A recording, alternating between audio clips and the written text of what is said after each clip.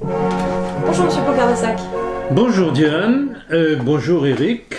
Bonjour monsieur. Je dirais pas que vous êtes un nouveau, puisqu'on se connaît depuis longtemps. D'ailleurs, j'ai connu vos parents avant vous.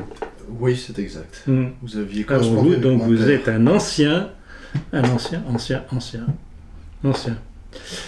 Et bon, donc on reprend nos bonnes habitudes parisiennes. Exactement, c'est Très reparti. bien. Eh bien, allez-y. Première Feu. question.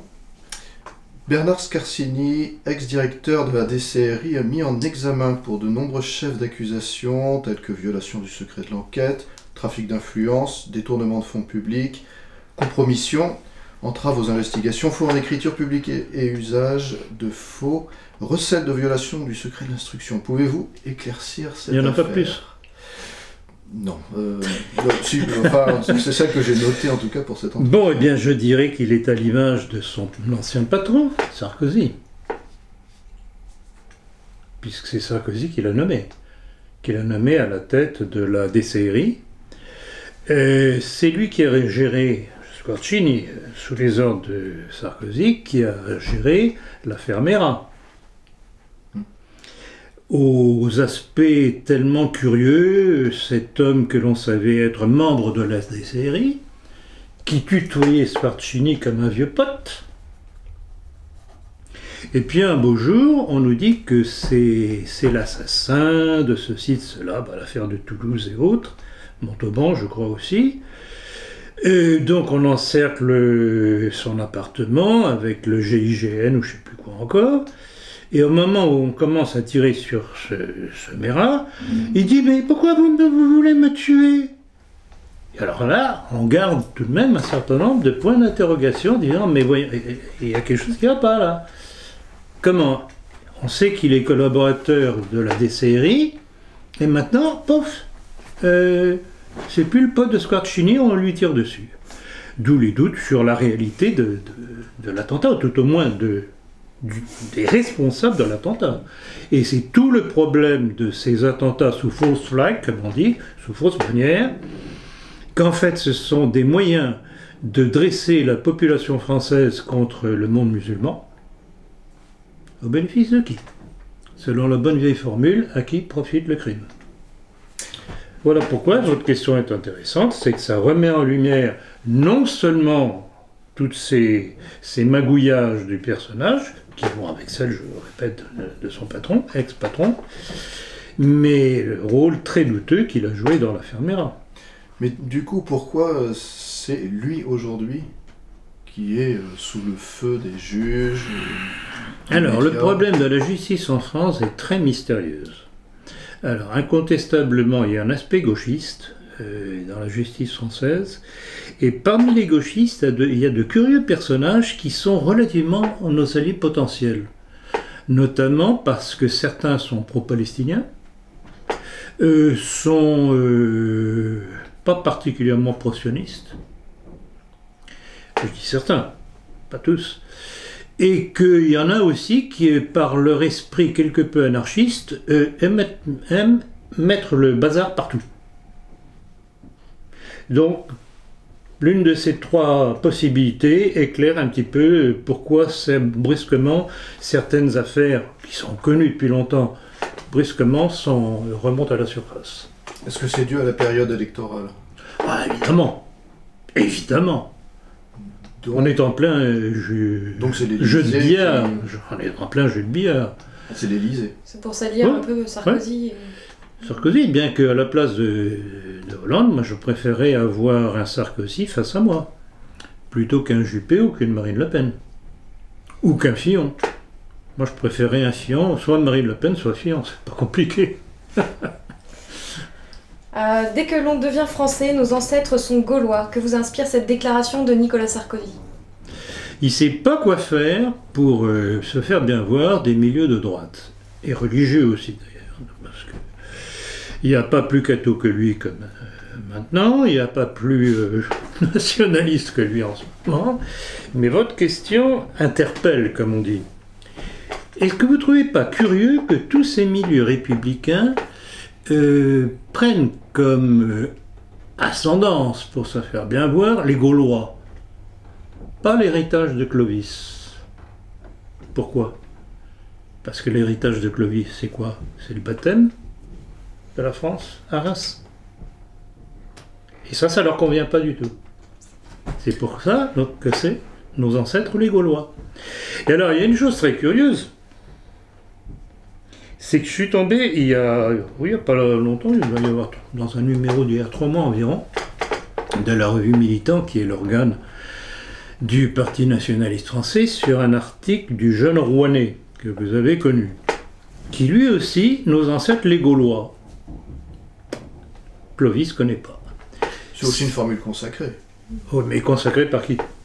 La République? Ben, alors c'est tout de même curieux que des nationalistes qui se revendiquent comme tels ne pensent pas tout de même à l'importance de ce que représente Clovis dans son rôle de la formation du royaume français catholique. Alors que, je regrette beaucoup, les Gaulois, ils n'étaient pas catholiques, ils étaient plutôt païens. En fait, il a voulu être identitaire tout en restant laïciste. Voilà, exactement. Exactement. Très juste. Donc c'est ciblé. C'est ciblé, bien entendu que c'est ciblé, ils sont pas fous. Et en même temps, est-ce qu'il n'y a pas un côté Karcher 2007 devient... Oui, non mais c'est évident, c'est évident, ils cherchent à se faire bien peur, c'est tout. C'est de la poudre aux yeux. Mais en tout cas, j'ai rarement vu quelqu'un avec une telle capacité de mensonge et capable de tabler sur la bêtise des Français, leur manque de mémoire. Comme disait le maréchal Pétain, Français, vous avez la mémoire courte. Ben, on le vérifie tous les jours. Du coup, Sarkozy, visiblement, souhaite doubler Marine Le Pen sur sa droite. Tout à fait. Alors certains diraient que c'est pas difficile, certains diraient que c'est pas difficile, mais là encore, il faut tout de même bien regarder les choses en face. Et traiter le Front National de parti gauchisant, etc., ça dépend ce qu'on voit. Il est certain que le Front National est beaucoup plus social que Sarkozy et toute la bande de rigolos des Républicains, qui sont de bons suppôts et supports du mondialisme cosmopolite, financier et compagnie. Donc ce qui dérange en partie dans le Front National pour ces gens-là, c'est l'aspect social. Et moi, je ne vois pas d'inconvénient. Sous réserve d'inventaire de ce qu'ils feront si jamais ils arrivent au pouvoir. Souhaitez-vous revenir sur la campagne de Macron? Ah oui. Curieux personnage. Alors, avez-vous vu cette annonce toute récente que le conseiller jusqu'à ces derniers temps de Patrick Drahi, cette espèce de financier franco-israélien qui rachète tous les médias, chaînes d'information, etc. en France et en Europe, sans payer un sou, uniquement en comptant sur le rendement de ce qu'il achète pour rembourser sa dette. Donc, il avait comme collaborateur, comme conseiller, un certain Bernard Mourad, qui devient le porte-parole, le chef de la campagne électorale de Macron. Donc c'est très intéressant parce que ce Mourad vient de la banque Morgan Stanley, alors que Macron vient de la banque Rothschild. Alors, et c'est ça qui, en principe, nous dit-on, fait saliver les Français. Encore une fois, ils ne savent pas regarder, ils ne savent pas écouter, ils ne savent pas lire. Voilà, j'ai répondu à votre question. Oui, merci bien. Civitas en politique? Bon, je crois que c'est un petit peu tôt pour dire ce que l'on peut en penser. Moi, ce qui me chatouille un petit peu, c'est de voir quels sont ses proches collaborateurs. Anne Brassier, par exemple, qui a été très longtemps, et je pense qu'elle l'est toujours quand même, très proche de Henri de Lesquen. Je me rappellerai toujours que lorsque, sur mon instigation, Serge de Beketch avait voulu organiser une confrontation entre Lesquen et moi à l'époque, puisque je dénonçais justement la démarche du Club de l'Horloge et compagnie, et de Lesquen, c'est Anne Brassier qui, la veille de l'entretien organisé, m'avait téléphoné en me disant « Voilà, c'est pas possible, M. Henri de Lesquen est trop occupé. » Donc c'était vraiment quelqu'un de très proche d'Henri de Lesquen. Bon. Et puis cette femme, visiblement, passe partout où on veut bien l'accueillir et elle cherche toujours à être une cheville ouvrière quelque part et à faire son beurre là-dedans. Et puis alors l'autre, c'est Thierry Bouzard, je crois. Oui, qui est responsable pour la région parisienne. C'est ça. Et coordinateur des actions nationales. Alors Thierry Bouzard, je l'ai connu un petit peu quand il était auprès de Maigret et qu'il était, je crois, le rédacteur en chef de la revue Le Chêne, qui était la revue de Maigret. Et alors, je sais qu'il m'en veut terriblement parce que je lui ai tendu un piège. Pas exprès, mais ça s'est révélé être un piège. C'est que Maigret, essayant de me convaincre qu'il avait complètement changé sa cutie, m'envoie une lettre remarquable contre la Révolution française, etc. Un texte parfaitement nationaliste. J'en ai fait état d'ailleurs dans mon livre... je crois que ça doit être dans le national... Enfin, bref, j'en ai déjà fait état. Et à l'époque, je téléphone à Thierry Bouzard, que je connaissais un petit peu de nom, en disant « Mais il y a un texte remarquable de votre patron. » Je lui envoie la copie de la lettre que Maigret m'avait envoyée. Bouzard publie ça dans le Chêne. Le journal Le Monde s'en empare, en disant « Oh là là, c'est épouvantable, qu'est-ce que Bruno Maigret a écrit là, etc. etc. Voilà la lettre qu'il a écrite à un des représentants de la droite nationaliste et catholique française, Philippe Loncard-d'Assac. » Texto. On présente, je sais plus dans quel livre c'est. Bon, bref, peu importe. Et à partir de là, Thierry Bouzard m'en a voulu parce qu'il s'est fait tirer les oreilles par Maigret. Ce qui voulait dire que le petit Maigret n'était pas très sincère dans sa lettre. C'est QFD. Voilà, pour ça, quand je vois ces deux personnages-là dans l'entourage proche de ce brave Alain Escada, que je connais aussi depuis très longtemps, ça me fait doucement sourire. Je ne pense pas qu'ils iront trop loin. Et puis il a un aspect clérical qui me dérange. Pourtant, je suis catholique pratiquant, traditionnaliste, mais pas tradi. Je suis pas pharisien. Et on verra. Et puis encore une fois, c'est toujours cette illusion que je donnais d'ailleurs dans le dernier numéro de la politique, l'illusoire union de la carpe et du lapin. On ne peut pas mélanger des choses contraires, c'est pas possible. Alors quels sont vos pronostics pour les élections ? Je suis pas Madame Soleil. Bon, enfin, soyons sérieux. Je pense qu'il y aura une très forte poussée en faveur de Marine Le Pen. Je ne suis pas persuadé qu'elle arrive à faire les 50% nécessaires, plus 1 au moins. Maintenant, vu l'évolution de la situation en France, tout est possible. Il est certain que vous avez vu l'un et l'autre dans le dernier numéro de la politique, justement dans mon éditorial l'illusoire union de la carpe et du lapin, je dis en premier choix Marine Le Pen, en faisant le pari qu'elle fera sauter l'Europe, l'euro et compagnie. Voilà, c'est l'objectif premier, utiliser le Front National comme explosif. Et comme deuxième choix, Fillon, que les médias détestent visiblement, et ils ont leur raison, c'est évident, parce qu'il n'a pas de casserole, lui.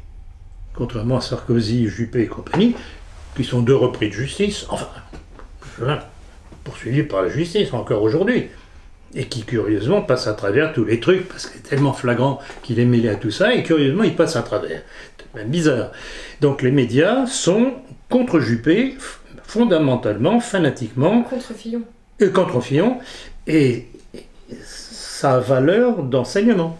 S'ils sont contre, c'est que, bien qu'il soit ceci ou cela, il est gaulliste, il est quelque peu pro-européen, bien que j'ai vu dans ces derniers trucs, il est tout de même pour une certaine Europe revue et corrigée. Donc voilà, quels sont les choix qui nous sont à notre portée. Vous savez très bien que je ne suis pas démocrate. Mais il faut faire avec ce que l'on a, utiliser les choses qui peuvent nous servir Et vous savez très bien que le but de mon entreprise politique, c'est de former des cadres qui serviront toujours, un jour, quel que soit l'avenir. Et ils serviront, si on veut bien suivre mes conseils d'entrisme dans le Front National, ils serviront éventuellement, et j'y compte bien, à modifier le Front National de l'intérieur par le biais des élections internes. Voilà, c'est ce que je plaide. Très bien. Avez-vous entendu parler de Grégory Shelley alias Hulkan, cet hacker juif s'attaquant aux journalistes de rue 89 qu'il juge trop favorable à la cause palestinienne? Bon, alors ça, c'est pas étonnant. C'est pas étonnant, et ça rejoint ce que je disais tout à l'heure sur une certaine partie de la gauche pro-palestinienne et anti-sioniste. Hein. Donc ça rejoint ça pour rue 69. 89. Mais le Hulkan en question n'est pas simplement connu pour ses attaques contre rue 89, il est connu aussi pour avoir fait, et il s'en vante, pour avoir fait condamner Soral. Et je me demande s'il n'est pas derrière le truc de Rissen. Ce qui est arrivé à Rissen aussi, j'en suis pas sûr.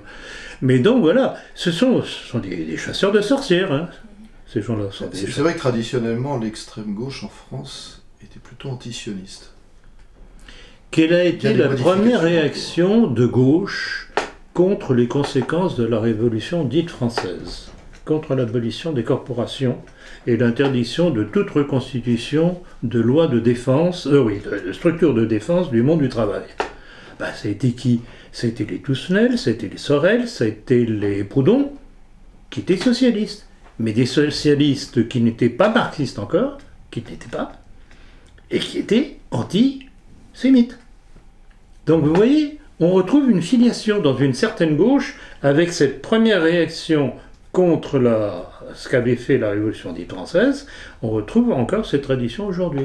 Donc, c'est comme pour tout. Il ne faut pas dire la gauche, il ne faut pas dire la droite, il ne faut pas dire les catholiques. Il faut examiner chaque cas, en fonction de ce qu'ils disent réellement.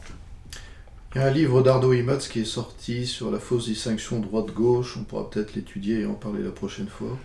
La distinction droite-gauche, vous savez, c'est complètement débile cette histoire-là. Ça dépend du hasard qui a fait que les représentants de la Révolution la plus extrême à l'époque se sont assis à gauche et que les Girondins n'ont plus trouvé de place qu'à droite. Donc là, ça rejoint la question là aussi. C'est que, en fait, c'est une division. C'est une fausse division. Parce qu'en fait, les uns voulaient pousser la Révolution plus loin, les autres voulaient s'arrêter là où la Révolution les avait amenés au pouvoir, et c'est l'éternelle querelle entre cette droite libérale et la gauche marxiste. C'est une question de méthode avec la droite libérale. Ils font le même jeu de la Révolution, mais par petites touches, progressivement, comme l'a fait Sarkozy, et les braves bourgeois, conservateurs, bien pensants, applaudissant, votant pour lui. Ils vont encore certainement voter pour lui, peut-être moins que précédemment. Et puis la gauche, qui, elle, y va franco. Donc avec elle, il n'y a pas de surprise, on sait ce que c'est. Pourquoi croyez-vous que j'ai fait voter Hollande contre Sarkozy? Certains ont été surpris, c'est évident. Pourtant, je n'ai pas eu de défection. Parmi les abonnés à la politique, il n'y en a pas eu un qui a fait défection. Je ne sais pas s'ils ont suivi ma consigne ou pas, mais ils sont restés abonnés. Et pourquoi je fais ça? Parce que je savais qu'avec les socialistes, ils allaient y aller à la hache, et que ça deviendrait tellement visible que les bien-pensants ne pourraient pas faire semblant de ne pas voir. Tandis que si Sarkozy était passé, il aurait continué ce petite politique comme ça, mine de rien. Écoutez, rappelez-vous quand même, c'est sous Sarkozy que l'enseignement à la compréhension de l'homosexualité a commencé, avec son ministre de l'Éducation nationale, Luc Châtel, la rentrée 2010. La rentrée 2011, c'était quoi? La théorie du genre. C'était pas les socialistes. Hein? Alors, quelle est la différence entre les libéraux et les socialistes? une question de tempo, c'est tout. Que pensez-vous de l'israélisation de la sûreté nationale en France? Il n'y a pas que ça. Toute la société française, par la presse, c'est évident. C'est Zemmour. Rappelez-vous le truc de Zemmour dans son dernier bouquin, appelant le Tsahal et les spécialistes de Tsahal à la rescousse pour maîtriser le danger islamique. Bon, c'est bien gentil ça. Bon, et si on remontait un petit peu aux causes, hein? Les causes, c'est quoi? C'est déjà De Gaulle avec la décolonisation. S'il n'y avait pas eu la décolonisation, ces gens-là ne viendraient pas en France pour essayer de vivre un peu mieux que dans leur pays libéré, des afro-colonialistes que nous étions. Hein? Et puis après De Gaulle, toute la succession de tous les présidents de la République qui ont commencé à faire entrer ces gens qui venaient en France. Et alors, ce qu'il y a de plus pervers, c'est que non seulement ils venaient en France, mais ils étaient attirés à venir en France par toutes les lois et facilités financières qu'on a accordées aux nouveaux venants, dont ne bénéficient même pas, et je me répète encore, parce qu'il faut tout de même que les Français le sachent, aux Français les plus défavorisés. C'est ce qu'on appelle la préférence étrangère. Rappelez-vous la disposition de Sarkozy avec la discrimination positive.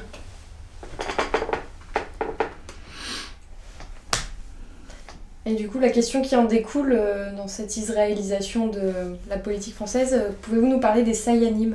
Qui sont-ils? Eh bien, effectivement, c'est lié, parce que les Sayanim, c'est quoi? C'est le nom que l'on donne à des agents dormants israéliens, ou non israéliens, Et là, on peut mettre dans cette catégorie, par exemple, tous les Maran, Jean-Bernard Anthony, qui vous parle constamment de l'islam, mais se garde bien de rappeler qui a fait venir l'islam.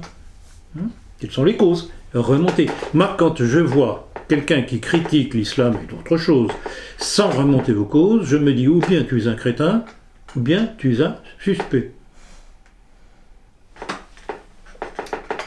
C'est dit. Que pensez-vous de l'investissement de l'État, 700 millions d'euros, pour sauver le site Alstom de Belfort? C'est de la poudre aux yeux électorale en fonction des prochaines présidentielles. Alors, il faut bien voir deux choses dans cette affaire-là. Incontestablement, il y a un outil industriel français. Il y a des sites qui sont stratégiques au point de vue représentation de notre pays. Bon, Alstom a créé son image notamment avec le TGV. Et une partie a été vendue aux Américains déjà, ce qui n'aurait jamais dû être fait. L'État français, soucieux de la défense des intérêts français, doit préserver ses industries principales. Et je dirais même, elles devraient être nationalisées, tout au moins dans un premier temps pour les sauver. Alors, ce qu'il y a de dérangeant dans cette décision qui sauve momentanément, parce que ce n'est que momentané cette affaire-là, il ne faut pas se faire des illusions, et les ouvriers feraient bien de ne pas se faire des illusions, c'est que on va construire, je crois, 28 TGV, si mes souvenirs sont exacts, mais qui ne seront pas destinés aux lignes à grande vitesse, mais pour des lignes secondaires où on ne peut pas rouler à plus de 120 à l'heure. Alors, est-ce qu'il ne serait pas logique, par exemple, de réduire le nombre de TGV construits pour, en concomitance, construire des lignes, par exemple les liaisons Marseille-Bordeaux ou Bordeaux-Lyon, etc., en ligne en grande vitesse, ce qui n'existe pas. Donc c'est aberrant, on construit des outils qui sont des joyaux de notre technologie, mais on n'a pas les lignes ferroviaires capables de les faire rouler dessus. Mais ça va pas, non? Que vous inspire la désignation de François Hollande comme homme de l'État de l'année? Ah bah c'est une petite médaille de récompense, voyons. Bah, c'est le petit toutou du mondialisme qui est récompensé, point à la ligne, avec l'histoire sur le climat qu'il a fait voter, avec son petit Fabius et compagnie. Il était le bon petit soldat du mondialisme, puisque cette histoire climatique, c'est une entreprise du climat pour forcer les États à se mettre sous la domination mondiale. Point. Finalement, c'est la médaille en chocolat. La médaille en chocolat, qui c'est exactement révèle ça, son tout à bilan. fait, la petite sucette. Tu as bien travaillé, mon petit François, une petite sucette. Alors, une initiative politique très différente. 10 parlementaires français pro-russes se sont rendus en Crimée, notamment avec Thierry Mariani. Ça a suscité une polémique. Qu'est-ce que ça vous inspire? Bah, ça m'inspire qu'ils ne sont pas complètement idiots ou fanatiques comme les autres. Et c'est d'ailleurs la position de Fillon, qui lui est reprochée justement par les médias. Ils ont raison. Ils ont raison. Pourquoi continuer à rester aux ordres des Américains qui font tout pour nous torpiller? Rappelez-vous, chaque fois qu'ils peuvent nous tirer du fric, sans compter les politiques qu'ils nous font faire qui sont contraires à nos intérêts. Qu'est-ce que l'industrie française n'a pas perdu en obéissant au dictat américain de ne plus commercer avec l'Iran? Peugeot s'en est retiré, Renault s'en est retiré, nos principales industries, y compris aéronautiques, s'en est retiré. Tout ça pour être bien gentil aux ordres des Américains. Et les Américains récompensent, qu'est-ce qu'ils nous font? Eh bien, prenez par exemple ce qu'ils ont fait avec la BNP. Oui, l'amende astronomique. La somme astronomique, parce que la BNP avait osé faire des échanges avec l'Iran et le Soudan, je crois. Voilà. Donc, il faut qu'on sorte de cet aplatissement devant les Américains. Ils n'ont jamais été nos alliés, y compris pour la guerre de 14. Ils se sont simplement implantés en Europe pour leurs intérêts, pas pour les nôtres. Et notre allié naturel, qui est continental, c'est la Russie. Et encore plus la Russie de Poutine, c'est évident. Stiglitz veut diviser l'euro en deux monnaies, l'euro du Nord et l'euro du Sud. Alors, j'ai quelques doutes sur l'origine de ce Stiglitz. Vous avez quelques notions là-dessus? Aucune. Il était prix Nobel. Oui, mais origine... Non? Bon, d'accord, peu importe. Ben, je répondrai tout simplement, ça va faire des fonctionnaires de plus, hein, Millefeuille. pour faire l'équivalence entre la monnaie du Nord et la monnaie du Sud. Mais est-ce qu'il ne serait pas plus simple de revenir à nos monnaies nationales? Tout simplement. Ce serait la mort de l'Europe. Ben oui, évidemment, mais moi je suis pour la mort de l'Europe communautaire. Quel avenir pour la France en Europe, pour faire suite à toutes vos remarques? Ah ben je crois que j'ai déjà répondu à propos du voyage des Mariani et de ses amis en Russie. L'avenir pour la France, c'est s'allier avec la Russie. Point. Et ce sera aussi l'avenir de l'Allemagne. D'ailleurs, en Allemagne, il y a des furieuses réactions contre Angela Merkel. Vous savez qu'elle est d'origine juive. Vous ne le saviez pas, mais je peux vous le... D'ailleurs, il faudra qu'on fasse on a de quoi faire un dossier sur elle, je crois qu'on le fera dans le prochain numéro si on a la place. Elle n'a pas eu un père Elle est protestant d'origine juive, par sa mère.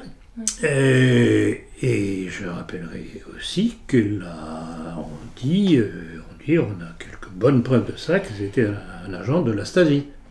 Donc c'est une femme qui a toujours été aux ordres du pouvoir étranger. Elle est aux ordres des Américains. Et toute sa politique mondialiste d'accueil des migrants qui lui retombe sur la figure, heureusement, parce que les Américains en râlent rel-képi, si j'ose dire, c'est ça. Et c'est ça qu'il y a d'intéressant dans la politique, c'est que le mal n'est pas nécessairement le mal. C'est que l'excès du mal peut amener une réaction. Et c'est là-dessus que je table. Le diable porte-pierre, c'est ça? Le diable porte-pierre. Exactement, Diane. Ah, vraiment, je vous aime beaucoup. Déclaration publique. Rougissez pas. Alors passons à la question suivante. Que dire du mur anti-migrants se construisant à Calais alors que le gouvernement avait annoncé le démantèlement de la jungle? Ah, mais c'était mieux que le gouvernement, c'était M. Cazeneuve. C'est bon petit représentant du Grand Orient de France, bon petit Franc-Mac, qui avait promis que la jungle allait être démantelée. Mais là où ça coince, justement, c'est que c'est pas tout de faire des promesses. C'est que quand les Français ont entendu cette promesse avec comme conséquence que les migrants de Calais allaient être éparpillés en France, dans la France profonde. Ça n'a pas fait plaisir, évidemment, dans les campagnes. D'où une levée tout de même de boucliers. Alors qu'est-ce qu'on fait?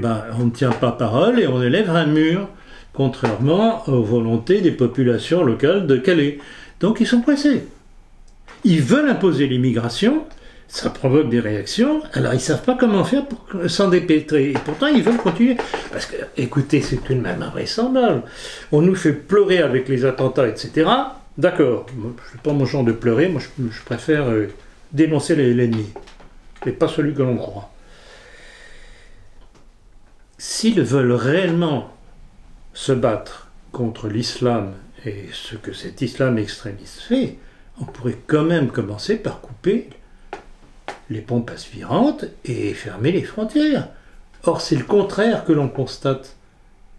On le constatait déjà depuis Sarkozy, qui a accéléré l'entrée des migrants chez nous. C'est lui le grand responsable de cette immigration massive. Bon, il y a les Giscard, Chirac et autres qui avaient gentiment participé, mais l'accélération phénoménale qu'il y a eu, c'est Sarkozy continué par les socialistes aujourd'hui. Si réellement ils voulaient se battre contre l'islam, il faut fermer les frontières et il faut couper les pompes aspirantes. C'est clair que le vide laissé dans les institutions qui contrôlaient, les institutions gouvernementales, qui contrôlaient tout simplement les mouvements de personnes en Libye, mais on peut aussi parler de la Syrie, ce vide a créé un énorme appel. Quel a été le rôle de la France, de la République française, en Syrie et en Libye? En Syrie, déjà depuis Sarkozy, toujours lui. On savait très bien qu'il y avait des troupes spéciales françaises qui étaient en Syrie contre le gouvernement de Bachar el-Assad, donc au profit des terroristes, qu'on appelle opposition modérée, my foot, comme disent les Anglais. Et en Libye, qui a déstabilisé la Libye? Mais c'est Sarkozy. Une partie des migrants, ils viennent d'où? Ils viennent de Libye, et puis du sud de la Libye aussi. Hein, et voilà ce qu'on récupère. Grâce à qui? Grâce à Sarkozy qui plaide pour les Gaulois. Ah bon? Non. Arrêtez quand même. Et du coup, on en retrouve certains à Calais, et quand on voit un général Picmal qui était allé donc manifester contre cette situation et qui se fait radier des cadres de l'armée, ça vous fait dire quoi? Vous le lirez dans mon livre sur l'armée. Je ne sais pas si vous en parlerez tout à l'heure, mais Picmal, c'est vraiment la caricature des vieilles badernes de l'armée. Ils n'ont rien compris. Et moi, ce qui me sidère, et que j'ai essayé de faire comprendre à travers de mon livre, qui va sortir très prochainement sur l'armée, c'est qu'ils sont courageux physiquement. Il ne faut pas leur enlever ça. Incontestablement, ce sont de bons combattants. Mais politiquement, ce sont des lâches. Picmal, il réagit avec ses tripes, il va manifester avec les Calaisiens contre les migrants installés et protégés par le pouvoir à Calais. Bon, très bien. Et puis Manuel Valls lui dit c'est pas bien, au garde à vous. Il se met au garde à vous, il fait une bonne petite déclaration bien républicaine. Ah mais je savais pas qu'il y avait Pegida, le mouvement allemand qui était là aussi, qui était co-organisateur. Je savais pas, je suis pas du tout un fasciste, non, je suis un bon républicain, etc. Mais qu'il la boucle, sa prestige. Ou bien qu'il ne fasse rien, ou bien s'il le fait, mais qu'il aille jusqu'au bout. Mais il ne peut pas aller jusqu'au bout parce que tous ces militaires, tous ceux qui sont passés à travers les différents filtres de la République, depuis l'affaire des fiches jusqu'à aujourd'hui, avec la libération-épuration, sont tous des gens sûrs. Soit parce qu'ils sont formatés républicains, soit parce que ce sont de bons catholiques qui resteront au garde à vous, devoir de réserve oblige. Donc, la République n'a pas de souci à se faire. Puis, donc voilà, alors ce qu'il y a de tout de même de scandaleux, c'est que alors le malheureux, on lui a coupé sa retraite, et on lui a interdit de se mettre en uniforme. C'est vraiment la mesquinerie républicaine dans toute sa beauté. Que dire de la mort de Zhang Shaolin à Belleville et des manifestations la Alors, communauté asiatique. ça, j'avoue que quand j'ai vu l'information, ça m'a un petit peu surpris. Je crois que ça a été un couac de la part de ceux qui ont fait le coup. Bon, on nous a dit que c'était un crime islamiste. Bon, je veux bien le croire. C'est curieux parce qu'il ne faut pas chatouiller les Chinois. Ils ont une façon à eux de régler les problèmes. On a très très peu parlé d'ailleurs après la première annonce, on ne sait plus du tout ce qu'est devenu l'histoire. Je ne sais pas si vous avez des renseignements là-dessus. Ce ne serait pas étonnant qu'ils fassent leur petite enquête pour savoir d'où est venu le coup. Et ceux qui ont fait le coup devraient faire attention à leurs abattis. Je crois que c'était un crime crapuleux, non il me semblait que c'était Alors ça peut être un crime crapuleux, ça peut être une concurrence économique, même à la limite de trafic de drogue. Ça aussi, c'est possible. Mais même dans ce cadre-là, ceux qui ont fait ça, ils auraient mieux fait de s'abstenir, parce que les petits Chinois ne sont pas de rigolos. Oui, tout de suite ils ont appelé... ils ont dénoncé un certain racisme envers leur communauté. C'est pas exclu, mais c'est une histoire trouble et je n'ai... Alors là, vraiment, ce qui est sidérant, c'est le... On n'entend plus du tout parler de cette affaire-là, sur les tenants et aboutissants de l'affaire. Enfin, c'est pas le premier problème à Belleville, où la communauté... À mon avis, ça recouvre des trafics. La communauté chinoise se plaint d'un traitement très défavorable. Ah. Mais je dirais presque que la communauté chinoise est un facteur stabilisateur, dans une certaine mesure. Le 24 septembre dernier a eu lieu la Marche pour la paix. Que vous inspire cette manifestation? Qu'est-ce que vous voulez que je vous en dise, mon cher?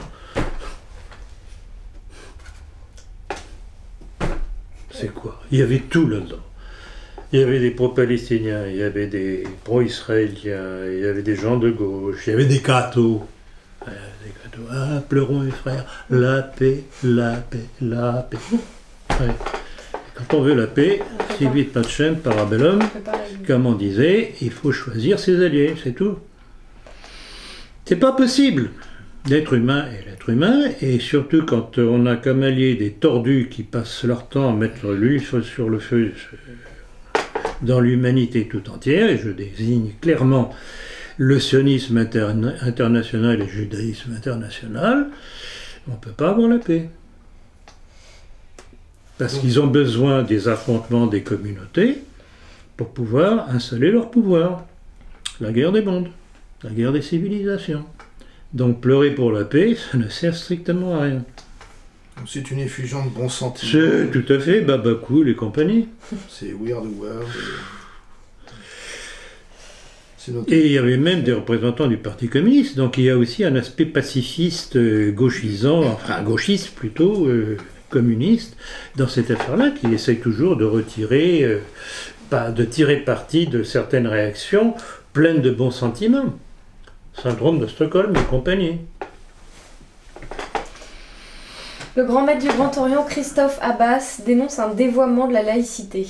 La laïcité doit être, selon lui, d'intégration et d'émancipation, et non identitaire et xénophobe. Selon vous, la laïcité, qui servit autrefois à écraser le catholicisme, sert-elle aujourd'hui à écraser l'islam? Pas encore. Donc ça arrive. Pas encore. Pas encore. Pas encore, en tout cas pas tant que ce qu'ils attendent de l'islam pour nous submerger et nous détruire, tant que le travail n'aura pas été fait. Donc le travail aura été fait, ce sera le tour de l'islam. Oui, c'est une religion dogmatique et qui... Mais exactement. Et puis, il n'y a que voir, mais bon, vous ne le savez pas nécessairement, mais le nombre de musulmans qui m'écrivent et qui approuvent mes critiques sur notamment le mondialisme, et il y en a beaucoup qui ont compris. Comme d'ailleurs je l'ai écrit il n'y a pas longtemps, qui me disent, mais vous avez parfaitement raison, nous comprenons très bien ça, et j'avais commandé en disant, oui, en tout cas mieux que certains catholiques. Mais selon vous, à terme, l'islam est censé être écrabouillé par le mondialisme et subir une sorte de Vatican II Il sera, à mon avis, non, il sera écrasé militairement. Le jour où l'islam aura fait le travail. En fait, l'islam, c'est quoi aujourd'hui? C'est le rôle que tenait le communisme autrefois. Le communisme a joué le rôle tant qu'il a estimé devoir jouer ce rôle de destruction de l'Europe chrétienne, ce qui en restait. La destruction du mur de Berlin, hein, c'est pas Jean-Paul II. C'est simplement les institutions monétaires mondialistes américaines et autres qui ont estimé qu'il serait plus rentable pour eux de supprimer l'Union soviétique pour s'ouvrir des marchés économiques à l'Est. C'est ça le fond du problème de la fin du communisme. Et le communisme a été remplacé pour continuer à nous détruire par l'islam. Et il arrivera la même chose si l'islam ne fait pas attention, et tout l'islam, hein, y compris l'Arabie saoudite et compagnie, il leur arrivera la même chose qu'au communisme une fois qu'ils auront rempli, comme l'escompte le mondialisme, le rôle qui lui est assigné. Mais le capitalisme libéral a aussi un rôle destructeur, mais bien même entendu, chez Marx. Mais bien entendu. Dans sa fluidification d'un marché étendu à toutes choses. Pourquoi croyez-vous que l'Amérique capitaliste s'est alliée avec la Russie de Staline? Parce que ce sont les deux facettes du matérialisme mondialiste. Juif.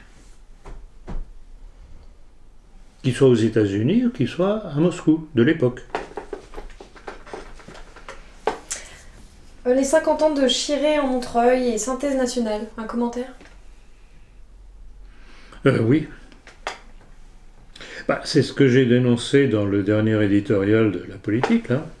Je reviens sur le titre l'illusoire union de la carpe et du lapin. C'est curieux, la grande mode dans nos milieux, si on peut parler de nos milieux maintenant, parce qu'ils s'écartent de plus en plus, c'est l'illusion de l'union. Alors, on a vu ça avec Robert Ménard, Host à droite. Formule vraiment d'un débile, mais c'est pas croyable. Host à droite. Alors, il y avait tout, c'était la tour de Babel. Alors, on a retrouvé ça avec le petit Bourbon, Jérôme Bourbon, directeur de Rivarol, avec sa foire du banquet pour les 65 ans de Rivarol. Là aussi, il y avait tout. Il y avait des nationalistes, il y avait des libéraux, il y avait crypto-maçons, il y avait des homosexuels, il y avait tutti frutti. Et puis on retrouve ça dernièrement pour les 50 ans de Chiré en Montreuil. Alors là, mais je me suis amusé à regarder la liste des invités. Il y avait des nationalistes, des antinationalistes, des libéraux, des pas libéraux, des catholiques tradis, des pas catholiques tradis, des cédébacantistes, des pas cédébacantistes, mais tout est le contraire de tout, au nom de l'union. Mais est-ce que vous croyez que ça peut marcher? Quel peut être le projet commun de pareil assemblage? C'est pas possible. D'où la conclusion que je donnais dans mon éditorial. En fait, c'était pas une machine de guerre contre le système qui était lancé là, comme avec Ménard ou Bourbon, etc. Ce ne sont que des entreprises commerciales pour se faire du fric en faisant venir tout le monde. Hein? Et notamment, par exemple, à Chiré. Il faut savoir, je l'ai mis dans mon éditorial justement, et c'est pour ça d'ailleurs que j'ai claqué la porte, c'est que Chiré, premièrement, demande 53% des ventes de livres qui passent par eux. Bon. Or, le tarif normal des libraires, c'est 33%, voire 40% en fonction du nombre d'exemplaires commandés. Donc, vraiment, vous imaginez tous ceux qui sont venus vendre leurs livres à Chiré, hop, 53%, ça rapporte. D'où l'intérêt d'avoir le maximum de gens, quelle que soit la tendance. Et je me rappellerai toujours, il y a 7 ans maintenant, je rencontre un jour Jean Hougy, qui était, il n'est plus maintenant, c'est son beau-fils maintenant qui a repris, tout au moins officiellement, la commande de Chiré en Montreuil. Je le rencontre à la librairie du Ken à Paris, et déjà j'étais en désaccord avec sa ligne, de vouloir amalgamer tout le monde, quelle que soit la tendance. Et j'ai dit, tu continues comme ça, tu finiras par vendre des bouquins porno. Il me regarde comme ça, oui. Je lui dis, mais oui, Déjà à l'époque, il vendait, il annonçait les livres de Philippe Ronda. Ben, regardez le catalogue de Philippe Ronda, d'Eterna, c'est très instructif. Vous savez, quand je prends quelqu'un bien en tête, vous ne le lâchez plus. D'une part, je ne le lâche plus, mais j'ai mes munitions. Et c'est pour ça qu'on ne m'aime pas, c'est que je ne lâche jamais. Et du coup, l'union des nationalistes doit se faire sur... Sur quoi? Sur quoi? Rien. Sur rien. Des intérêts simplement communs, mais qui ne sont pas communs, il n'y a pas de doctrine. Écoutez, prenez Synthèse nationale, qui sont les grands pourfendeurs et comment dirais-je, laudateurs des brigandes. Vous savez ce que c'est que les brigandes? Oui. Hein? J'ai regardé quelques-uns de leurs trucs, c'est remarquablement bien fait d'ailleurs. Remarquablement bien fait. Mais quel est leur cheval de bataille? C'est attaquer les jésuites. Bon, alors on pourrait se dire dans un premier temps, oui, mais enfin le pape François est jésuite, donc c'est pas bien les jésuites. Bon d'accord, mais c'est pas parce qu'un homme à une certaine époque prend telle position et qu'il appartient à telle structure qu'il faut jeter cette structure dans le caniveau. Parce qu'après tout, les jésuites, l'abbé Baruel a été le premier à dénoncer le complot judéo-maçonnique. Il n'a pas été le seul jésuite. Au cours des âges, il y a eu toute une série, d'ailleurs, les principaux défenseurs de la religion catholique face à ce complot judéo-maçonnique, ça a toujours été, jusqu'à l'époque moderne, les jésuites. Qu'a fait la Troisième République avec les interdictions des institutions les plus menacées, les plus poursuivies, pas menacées, poursuivies, c'était les jésuites. Et du temps de Louis XV, quels ont été les premiers à être pourchassés? Les jésuites. Par Choiseul, les jésuites. C'était déjà l'influence maçonnique. Ah bah ça, à l'époque moderne, quand vous voyez le supérieur... Alors évidemment, c'est pour ça que j'ai bien fait la réserve, époque moderne, parce que là aussi, ils se sont fait infiltrer de l'intérieur. Avec sa tour de Babel qu'il faut recommencer, parce que ça pourrait marcher à notre époque. Non, non, mais c'est l'obsession, c'est ce que je dénonce dans le dernier éditorial de la politique, c'est cette espèce de babélisme sous prétexte d'union. Ça ne marchera jamais. Vous parliez d'annulation des forces? Exactement. Des forces contraires, qu'on ne crée pas une force, ça crée une annulation de force. Point. Un mot sur le procès intenté par Jean-Marie Le Pen à sa fille. Vous savez très bien ce que j'en dis, d'ailleurs j'en ai parlé dans l'histoire d'une trahison. Pour moi, et j'en apporte la preuve, Jean-Marie Le Pen est un homme tenu, alors je ne sais pas depuis quelle époque exactement, je pense qu'on peut remonter jusqu'à l'histoire de l'héritage Lambert-Lambert. Je pense que ça doit être ça, parce que curieusement, la justice a conclu en sa faveur, et la chose était loin de pouvoir être jugée dans ce sens-là. Enfin bon, bref. Ce que l'on constate du parcours de Le Pen, c'est que, outre ces déclarations qui peuvent faire plaisir par certains aspects, c'est un homme hyper contradictoire. Un coup il est pétainiste, un coup il est gaulliste. Vous savez très bien que depuis tout de même un bon bout de temps, il se déclare comme seul héritier du gaullisme. Et c'est cet individu qu'un Jérôme Bourbon a invité pour les 65 ans de Rivarol, devant un public d'anti-gaullistes, chercher l'erreur, et il s'est fait applaudir. Mais la bêtise de ces milieux dits de droite nationale est pharaonique. Ils vont applaudir quelqu'un qui les a fait souffrir dans leur bien et dans leur chair. Les Français ont la mémoire courte, disait Pétain. On retombe toujours là-dessus. Non mais vous vous rendez compte, quand je pense à ça, mais je me dis, mais c'est pas possible. La bêtise humaine, vraiment, est ce qui donne le mieux la notion d'infini. pouvez-vous commenter les propos du pape François dénonçant un sournois endoctrinement de la théorie du genre dans les manuels scolaires français? Ben voilà, c'est pour ça qu'il ne faut jamais se presser de juger quelqu'un. Alors François, le pape François, est un très curieux personnage, incontestablement. Je vais revenir sur une chose, je crois que je l'avais dit la dernière fois, mais enfin, toujours bon de répéter certaines choses. Il y a une chose qui m'avait frappé au début de son pontificat, c'est quand il avait dit « il faut être malin ».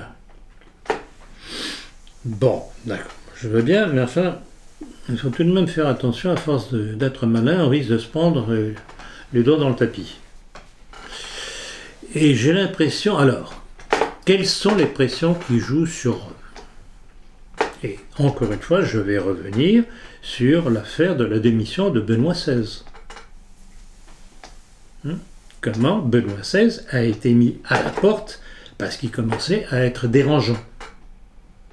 Rappelez-vous, on l'a signalé dans la politique, j'en ai parlé déjà à plusieurs reprises lors d'entretiens et lors de conférences, on apprend brusquement, c'était le 1er janvier 2013, que la Banque d'Italie décidait de ne plus accepter les échanges commerciaux avec la Banque Vatican. Et était sous-entendu à condition que, enfin, si Benoît XVI restait en place. Le lendemain, Benoît XVI démissionnait. C'est historique, je n'ai pas inventé la chose, c'est historique. Donc voilà, on se rend compte qu'il y a une pesanteur sur l'Église, que si un pape ne donne pas suffisamment de gages, tu dégages. Ce qu'elle devient. Tu dégages. Alors que va-t-il arriver au pape François, après sa déclaration et sa prise de position contre la politique de Hollande-Valls et Najat Belkacem, parce qu'évidemment, la petite Najat Belkacem, elle ne fait pas de sa propre initiative, ce genre de choses. Hein. C'est la loge qui est derrière. J'ai été d'ailleurs invité dernièrement au Grand Orient. Donc, ça va être intéressant de voir les développements. Alors, évidemment, François a eu tout à fait raison de faire cette déclaration. Et je me pose une question. Est-ce que les milieux sédévacantistes qui passent leur temps à lui cracher dessus vont avoir l'honnêteté? C'est vrai pour les Bourbons, c'est vrai pour tous ceux qui passent leur temps et c'est leur fonds de commerce, un de leurs fonds de commerce, comme contre Marine Le Pen d'ailleurs, c'est le fonds de commerce. Est-ce qu'ils vont avoir l'honnêteté intellectuelle de mettre en valeur la réaction du pape François? Affaire à suivre. Curieux de savoir. Parce que il est toujours bon de mettre en garde contre certaines attitudes, mais il est aussi bon de relever ce qu'il y a de positif. Alors que doit faire un dirigeant nationaliste devant les intrusions politiques intempestives du clergé? Et peut-il contrôler le contenu des prédications et les sanctions? Oh là là, ça sent la dictature.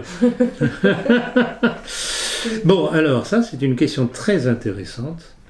Je pense que j'y réponds dans mon livre sur l'armée, justement, parce qu'il y a un chapitre qui est consacré à la responsabilité de l'Église dans la démission de l'armée face à la République.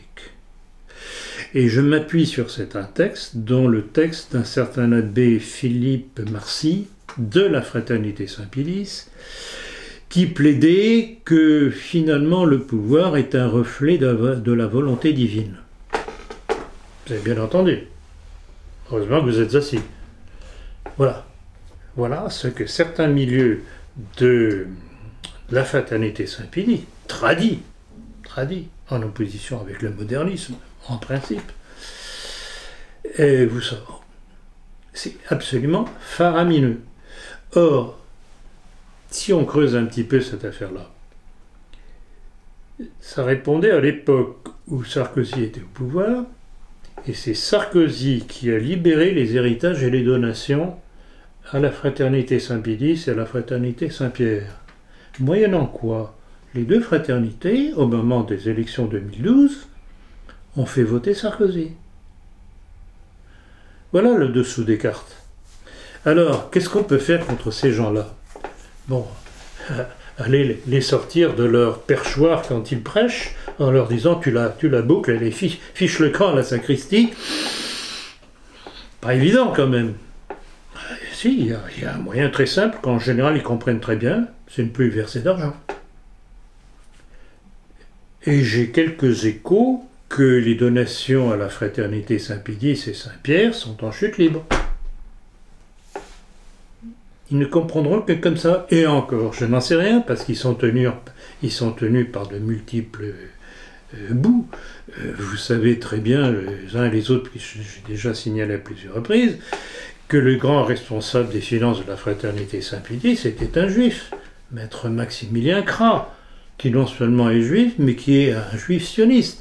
On a des photos de lui participant à un grand raout dans un grand hôtel de New York pour collecter des fonds pour l'université de Tel Aviv.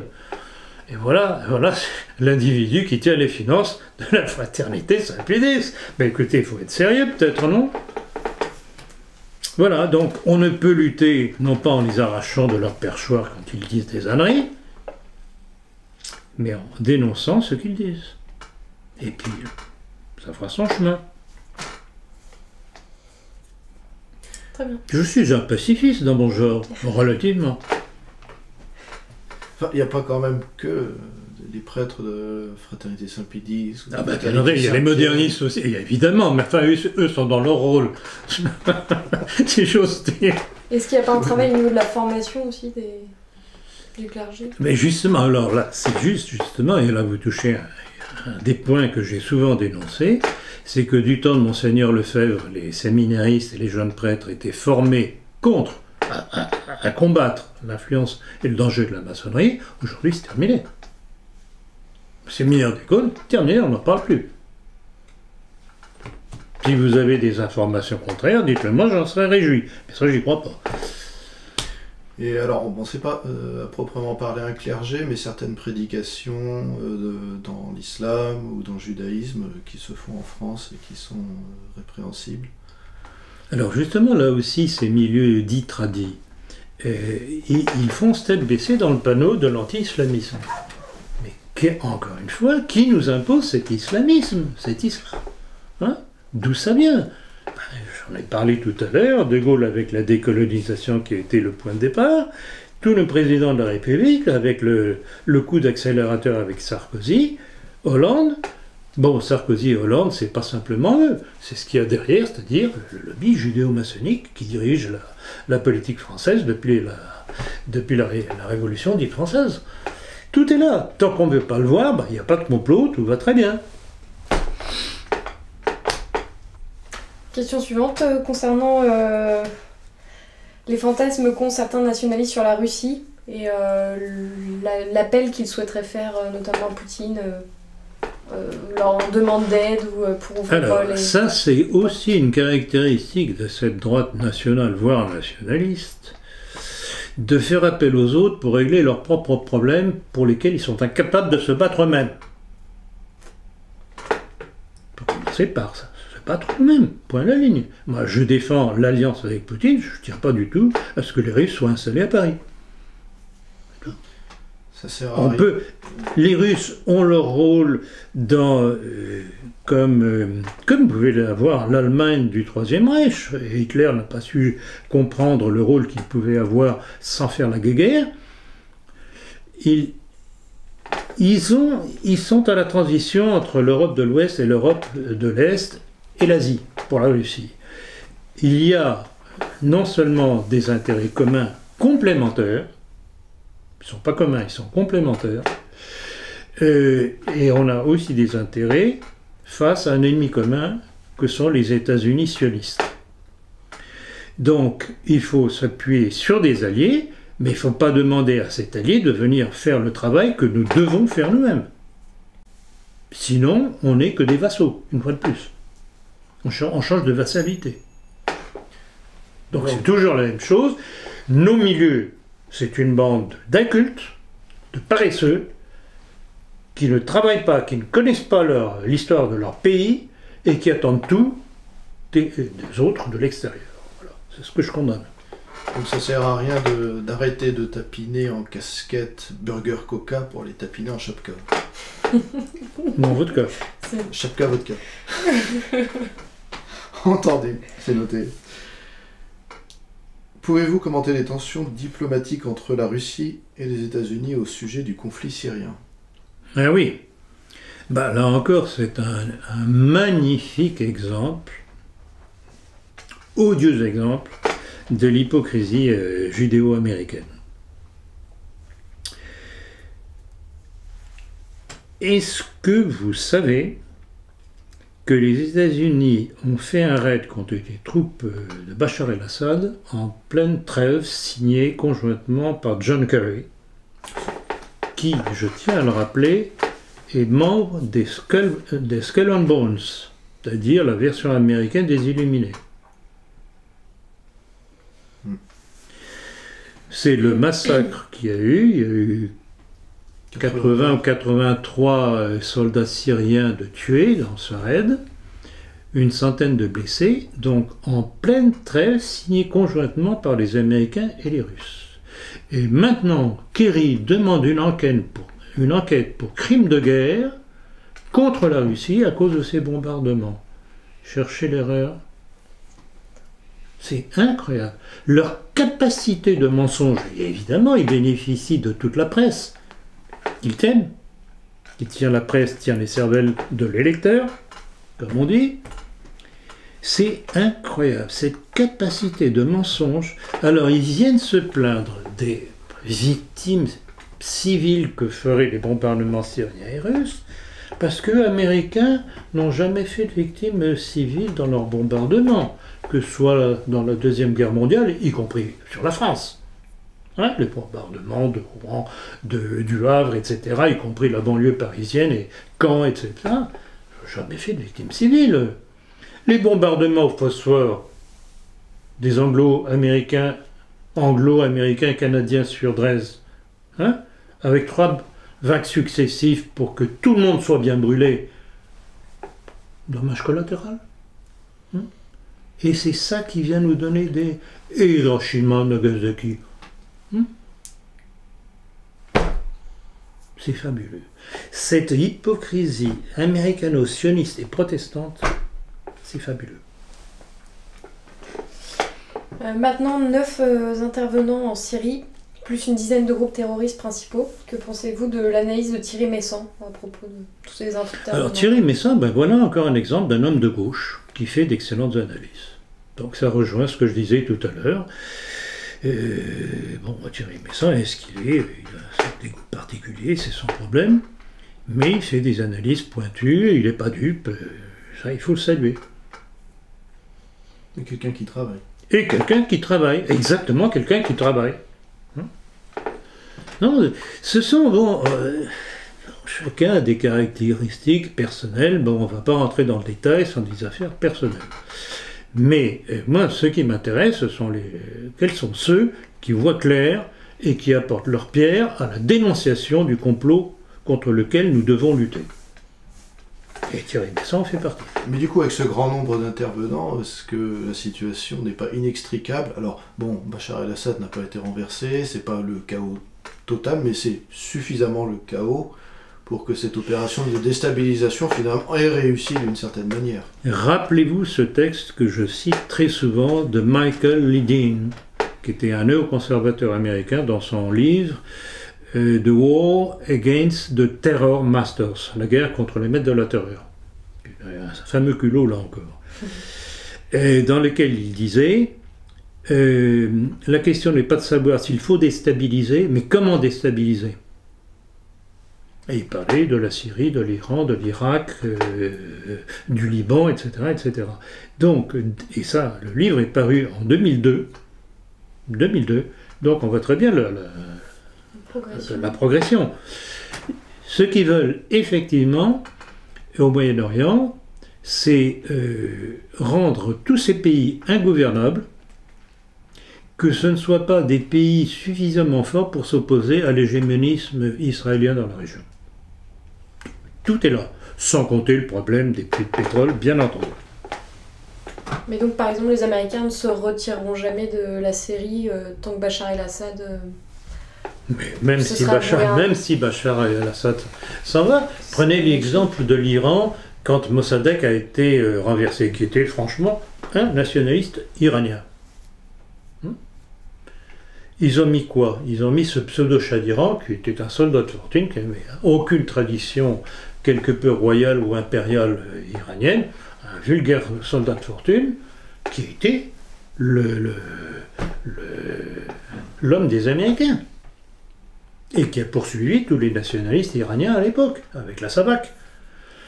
Donc, c'est là tout le jeu. Et je vous dis, le dénominateur commun de toute cette affaire du Moyen-Orient, c'est l'affaire du Grand Israël.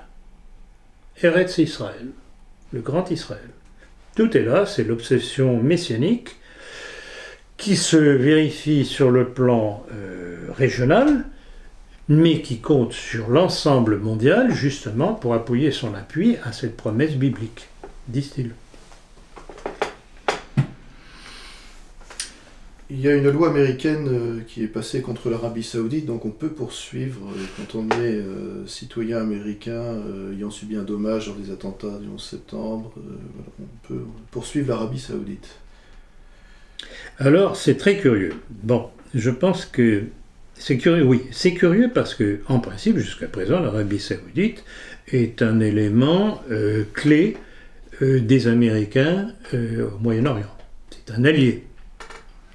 Alors, pourquoi cette loi? À mon avis, elle a un but très précis, c'est accréditer une fois de plus la thèse officielle du 11 septembre. Ben Laden, citoyen d'Arabie Saoudite, donc ce sont bien des terroristes islamiques saoudiens qui ont fait le coup, etc. Sinon, je ne vois pas très bien pourquoi dénoncer l'Arabie Saoudite, qui est un bon petit soldat, dans le plan mondialiste des Américains et d'Israël. Ils sont alliés. Oui, normalement ils marchent ensemble. Ils marchent ensemble, c'est bizarre. Au premier abord, ça donne l'impression d'être une crasse dans la relation entre les deux pays. C'est curieux. C'est curieux, je vous dis, moi, la seule explication que j'estime logique quand j'ai vu l'information, c'est de me dire c'est une façon d'accréditer la thèse officielle, qui est terriblement critiquée d'ailleurs aux États-Unis. Le nombre de sites d'organisations, d'anciens militaires américains qui dénoncent la version officielle du 11 septembre, c'est faramineux. On n'a pas ça en France. À part Messan, à part moi, quelques autres pointus sur le sujet, dans mon livre sur le complot mondialiste, les Américains ont une multitude de sites qu'on trouve sur Internet. Je l'ai signalé d'ailleurs, je crois que ça doit être dans l'avant-dernier numéro de La Politique. C'est un montage très très bien fait. Le montage, ça fait un peu dépréciatif, mais c'est un montage technique qui démontre par l'image comment l'histoire de la percussion des avions sur les deux tours n'est pas possible. Ils émettent l'hypothèse d'un hologramme, genre. Exactement. Ben, vous n'avez qu'à regarder les films américains de catastrophe. Tout est hologramme. On peut tout faire avec. Qui levait le nez à l'époque quand ils se promenaient à Manhattan pour voir arriver les avions? Est-ce qu'on a seulement entendu le bruit des avions? Est-ce qu'on a entendu le bruit des avions? Simplement, ils ont vu les tours s'effondrer. Et par la suite, ils ont vu à la télévision l'image, en principe virtuelle, d'avions rentrant dans la tour. Mais, comme le faisait remarquer ce documentaire américain, normalement, si ces avions avaient réellement percuté les deux tours, ben, il y aurait dû avoir des débris qui seraient tombés à l'extérieur, qu'on aurait retrouvés. On n'a rien retrouvé. C'est même curieux. Donc c'est un montage cinématographique. Et ce documentaire, j'en ai donné la référence, je crois que c'était dans le dernier numéro. Donc pour ça que je recommande tout de même à nos auditeurs de s'abonner à La Politique, parce qu'ils trouveront des choses qu'ils trouveront nulle part ailleurs. Je dirais pas surtout dans notre presse dite nationale ou nationaliste, parce que, en fait, ce ne sont pas des travailleurs. Enfin bref, ils sont là-dessus, ils trouveront pas. Du coup, est-ce qu'on assiste à une transformation des principaux acteurs du nouvel ordre mondial? Est-ce qu'il ne s'agit pas plutôt d'ailleurs d'un nouvel ordre américain? Ça coule de source. C'est évident. Oui. C'est évident. C'est évident. Alors, ce qui est intéressant, et votre question est intéressante, c'est que, en fait, on doit remonter à l'Empire britannique, qui était la première copie de véritable empire mondialiste. L'Empire britannique. Et rappelez-vous le texte que je cite du British Israel, qui était une structure judéo-maçonnique anglaise, du fin 19e, début 20e, qui disait à peu près ceci: nous, avec les dominions britanniques, les Américains, les Juifs, etc., sommes toute la race d'Israël. Je le cite de mémoire, c'est dans mon livre, c'est dans la maçonnerie et c'est dans le complot mondialiste. Donc tout est là. Alors, on pourrait faire aussi la comparaison avec d'anciens empires, byzantins, les Mongols, etc., etc., la Perse. La différence, c'est que là, ce sont des empires idéologiques, qui n'était pas le cas autrefois. C'était pas idéologique, c'était la volonté d'un homme qui était un chef de guerre qui imposait son empire. C'était pas idéologique. Aujourd'hui, c'est idéologique, c'est philosophique, c'est religieux. C'est ça la grande différence. Mais du coup, est-ce qu'on peut encore parler d'un nouvel ordre mondial? Est-ce qu'il ne faudrait pas plutôt glisser vers la notion de nouvel ordre plutôt américain qui se heurte à l'émergence d'une multipolarité? Bon, c'est-à-dire, non, je crois qu'il faut garder le terme de nouvel ordre mondial parce que ça concerne le monde entier, c'est la globalité. Mais l'acteur, c'est l'Amérique. Le vecteur, c'est l'Amérique. Mais il n'y a pas d'autres ordres mondiaux qui sont en train d'émerger? D'autres projets? Alors, ça c'est autre chose. Là, ce qui émerge justement, et ça c'est la grande erreur à mon sens de la thèse de Hillard, c'est de dire que la Russie et la Chine sont en train de créer un nouvel ordre mondial qui sont eux-mêmes des mondialistes. Non, c'est pas ça du tout. Ce sont deux empires, l'empire russe et l'empire chinois, qui veulent se défendre de cette emprise mondialiste américaine. Ça ne veut pas dire qu'ils vont se fondre dans l'ordre mondialiste. Ils sont eux. Est-ce que vous voyez un Poutine ou est-ce que vous voyez le président chinois se mettre aux ordres du mondialisme? C'est eux, ce sont des nationalistes tout simplement. Mais en empire. Alors si on parle de nouvel ordre mondial, qu'est-ce qu'était l'ancien ordre mondial? Ça dépend. Je crois y avoir déjà répondu. Ça dépend à quelle époque, jusqu'à quelle époque on remonte. Je vous dis je vous ai dit tout à l'heure qu'il y avait eu l'Empire britannique qui était la première mouture de cette vision mondialiste des choses, à travers l'Empire britannique. On pourrait parler de la chrétienté aussi, qui jusqu'au Moyen-Âge était un empire religieux sur toute l'Europe qui représentait le monde à l'époque, qui était universel. D'ailleurs, quand on dit catholique, ça veut dire universel. Ça ne veut pas dire mondialisme, ça veut dire que le message du Christ est fait pour tout le monde. C'est pas la même chose, donc il ne faut pas mélanger les choses comme le font certains. C'est totalement différent. Le christianisme était un nouvel ordre mondial, mais pas mondialiste. Voilà. L'importance de bien se mettre d'accord sur le sens des mots. Très important. Mais du coup, la Russie et la Chine, elles suivraient plutôt le principe des nationalités. Tout à fait. Alors, je n'aime pas le terme de principe des nationalités, qui est un terme qui a été créé par René Joannet, parce qu'à l'époque, on utilisait indistinctement le mot nationalisme pour ceux qui défendaient la nation constituée et pour ceux qui prétendaient faire du séparatisme. Ça, c'est dans mon livre « Le nationalisme français », je crois qu'on va bien insister là-dessus, c'est une notion fondamentale. Je n'utiliserai pas le terme de principe des nationalités pour la Russie et la Chine, j'utiliserai le mot nationaliste. Patriotisme, si vous préférez. Ils en sont peut-être pas conscients eux-mêmes, mais ils font du nationalisme. Que diriez-vous à ceux qui cherchent à souffler sur les braises en avivant les conflits chrétiens-musulmans ou États-Unis-Russie? Je crois qu'on l'a déjà évoqué, plus ou moins. tout à l'heure, ils ne se rendent pas compte qu'ils sont les petits soldats du mondialisme, tout simplement. Et qu'ils participent à ce qu'on essaye de nous faire, c'est-à-dire la guerre des mondes. La guerre des mondes, la guerre des civilisations.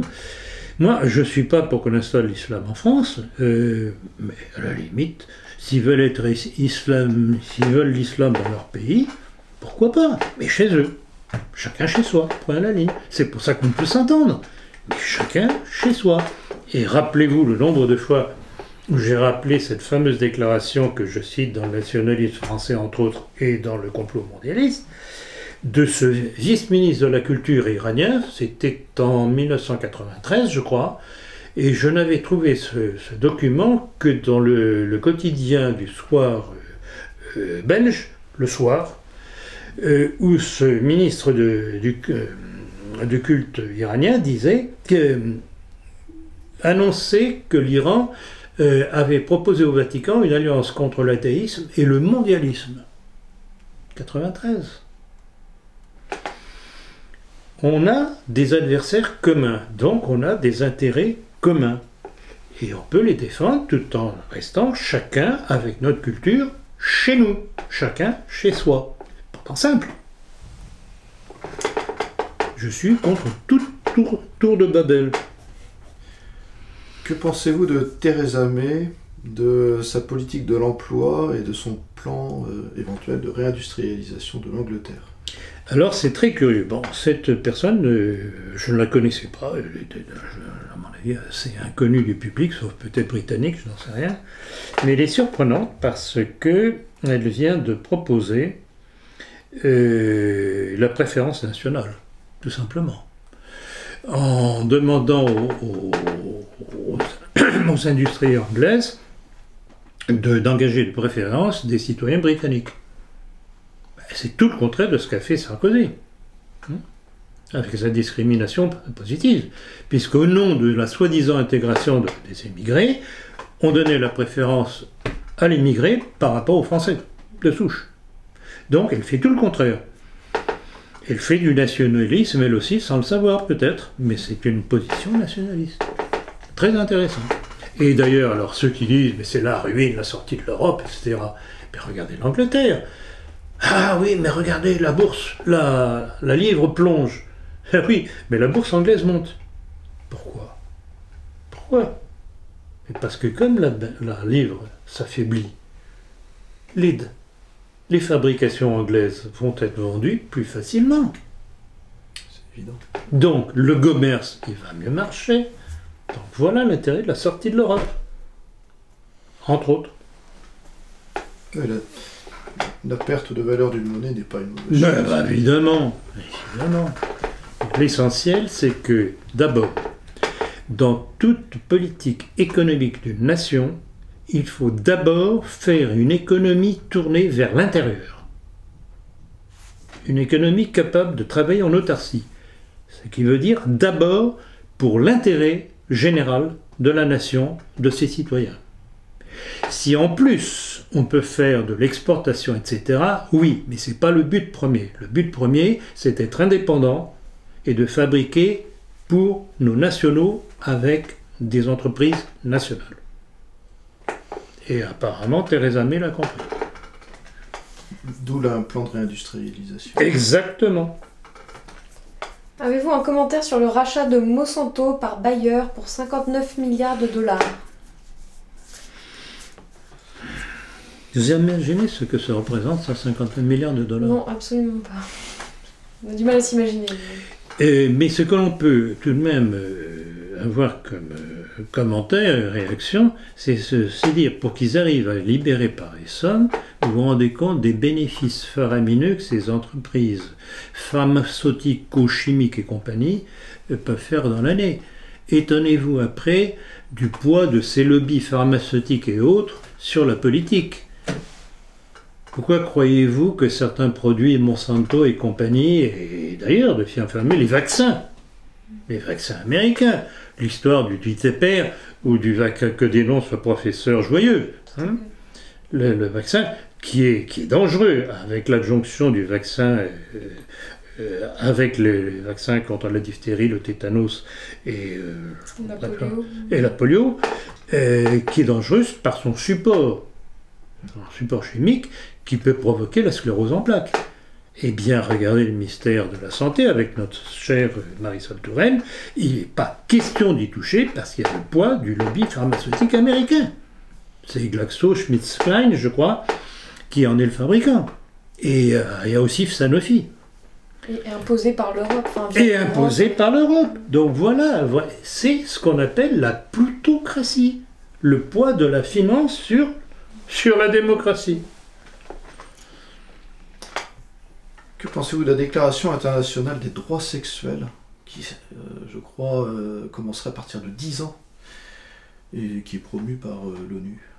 Ben, c'est pas la première fois qu'on en entend parler, on en a déjà parlé à plusieurs reprises dans la politique, il y a déjà plusieurs mois de ça, parce que périodiquement, c'est une espèce de serpent de la mer qui nous ressortent. Jusqu'à présent, ce n'est pas passé, mais il y a tout de même eu un petit livre qui a été édité par la représentante de l'ONU en Europe, et c'est destiné aux enfants européens.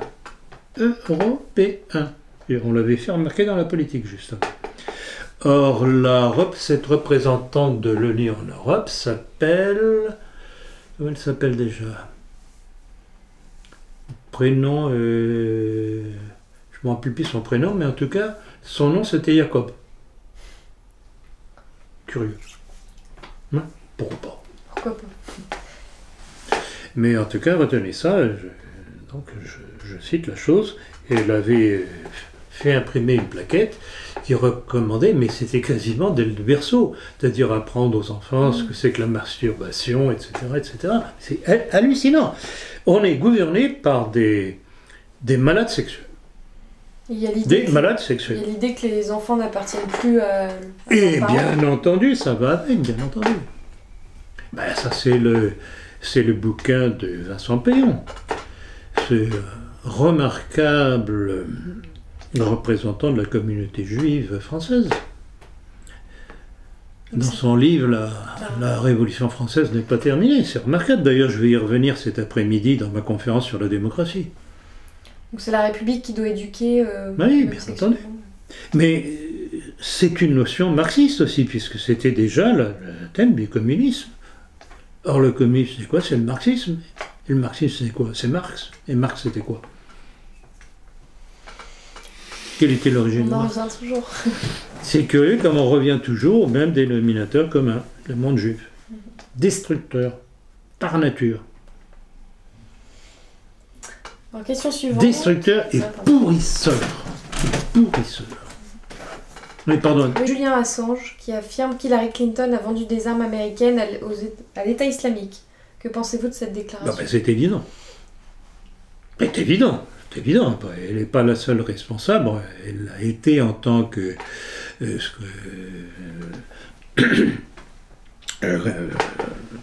ministre, en fait, des Affaires étrangères des États-Unis, jusqu'à ce qu'elle prenne la décision de se présenter au présidentiel.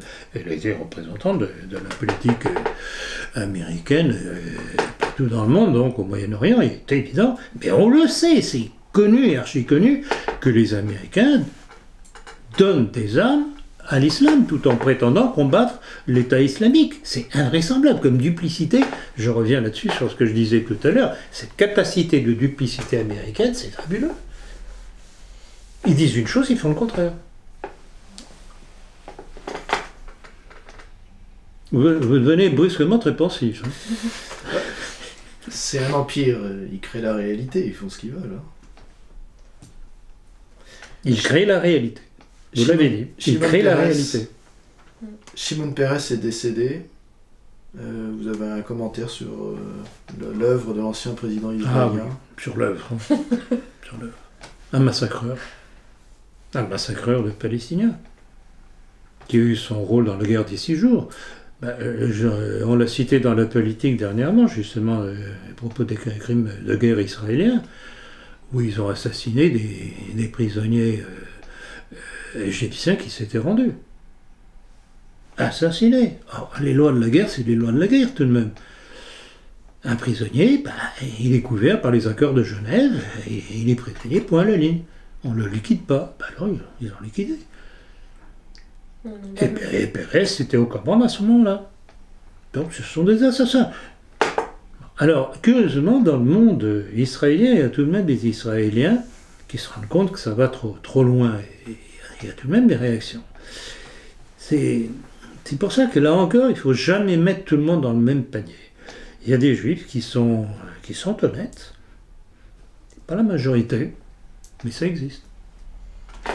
Prenez la fameuse... comment elle s'appelle déjà Anne...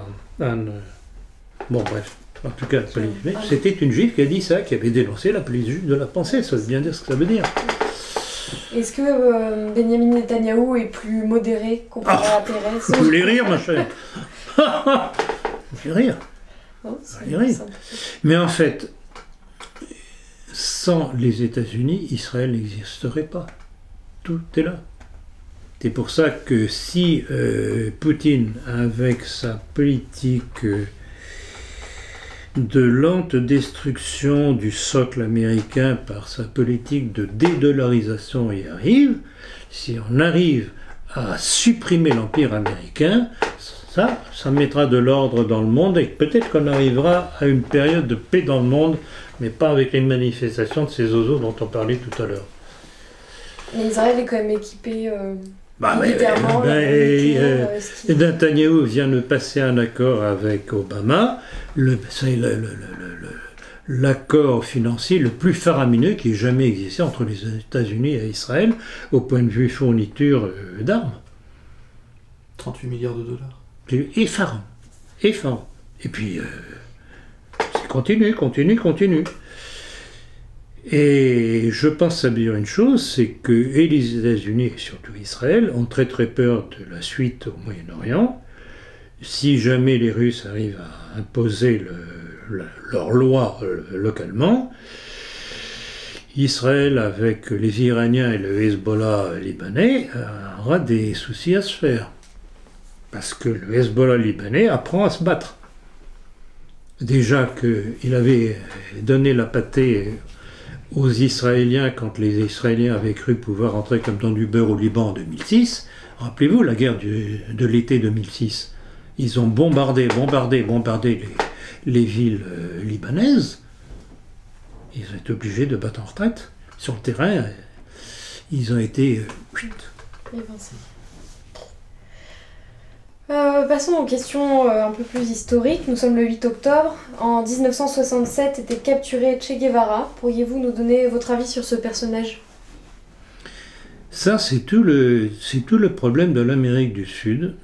Une réaction de gens, on pourrait dire quasiment nationaliste ou patriotique, je ne sais pas comment définir. C'est tout de même pas ce qu'ils ont fait, c'est pas tout à fait du nationalisme tel que nous l'entendons. Mais c'est une réaction contre le capitalisme yankee. Que ce soit à Cuba, contre Bautista, qui était un homme des Américains, partout en Amérique du Sud où il y a eu ces révolutions gauchistes, ça a été une révolution, je dirais presque qu'on pourrait appeler national-socialiste. Mais qui n'étaient pas national-socialistes parce qu'ils n'étaient évidemment pas formatés dans ce sens-là. Ils étaient formatés dans un sens marxiste. Mais en fait, et c'est là que c'est intéressant relativement pour nous, en tout cas pour les Russes, pour Poutine, c'est que ce sont de ce fait des alliés objectifs contre l'Amérique sioniste et le capitalisme international. C'est ça qui est intéressant. Alors ce qu'il faut souhaiter, il faut y aider, c'est les faire évoluer vers une vision nationale et sociale de leur pays, pas marxiste. Et Guevara, c'était ça. C'était une réaction fondamentalement épidermique contre le capitalisme américain. Et plus récemment au Venezuela avec Hugo Chavez, etc. Chavez qui très probablement était empoisonné. Et regardez au Brésil, c'est ça que vous voulez dire, non? Oui, au Brésil, par exemple, avec Dilma Rousseff qui a été écartée. Alors là c'est le plus beau, elle a été écartée par sous prétexte de malversation, etc. Mais par qui? Mais par des gens qui eux-mêmes sont condamnés. Celui qui a été le chef de la révolte contre Dilma Rousseff vient d'être mis à la porte à cause de ses propres malversations. Or, c'est quoi cette espèce de révolution orange contre ce pouvoir tout de même quelque peu gauchisant avec Lula et sa successrice Dilma Rousseff? C'est une reprise en main du Brésil par les Américains.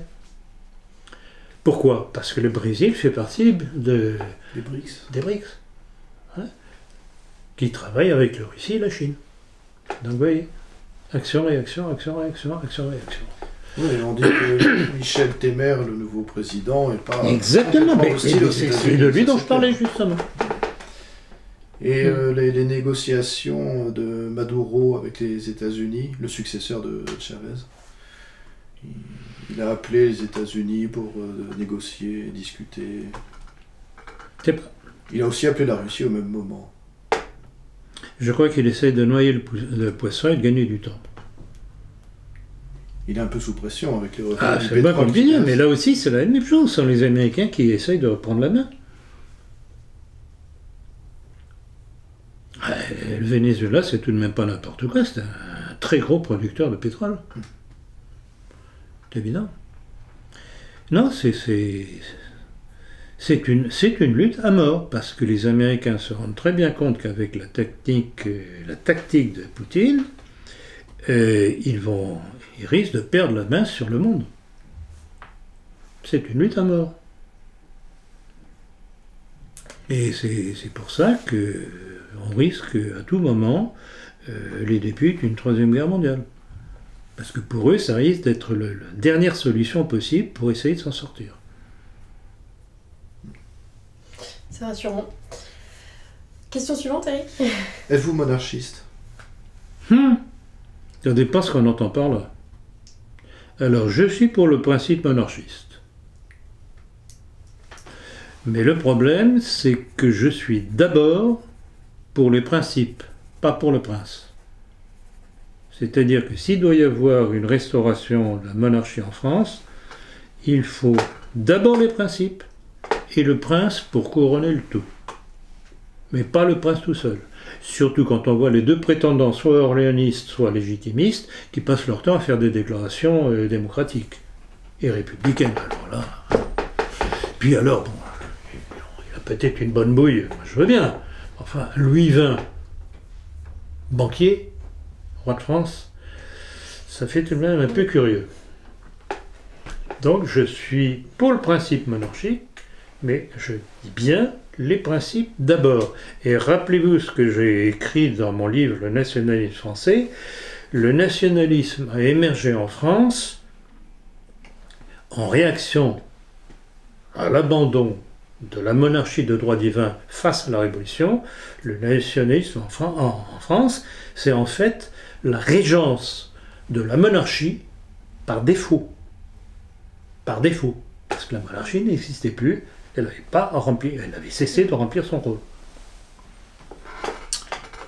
Voilà. Très bien, nous avons terminé. Si vous voulez conclure en rappelant la sortie de votre prochain livre sur l'armée. Oui, donc on devrait le recevoir, je pense, incessamment sous peu, dans une semaine. J'ai reçu les dernières corrections. Un grand merci, Eric. Ça va me permettre justement de terminer ça. Donc, dès que les corrections sont faites, ça part à l'imprimerie. Et donc, normalement, à peu près dans une semaine, on devrait avoir le livre. Donc, ce sera certainement pour la prochaine conférence en novembre. C'est le 10 novembre. Prochaine conférence à Paris, 10 novembre. Et sous réserve d'actualité chaude, ce sera justement sur le sujet du livre. Ma prochaine conférence. Donc sur l'armée. Voilà. En tout cas, merci à vous deux. Merci à vous deux, parce que vraiment, ce sont d'excellentes questions qui touchent au sujet important qui nous concerne, ce qui permet justement de faire la contre-explication de tous les mensonges qu'on voit dans la presse. Merci à vous deux, et longue vie à nous tous. Merci, monsieur Blanca.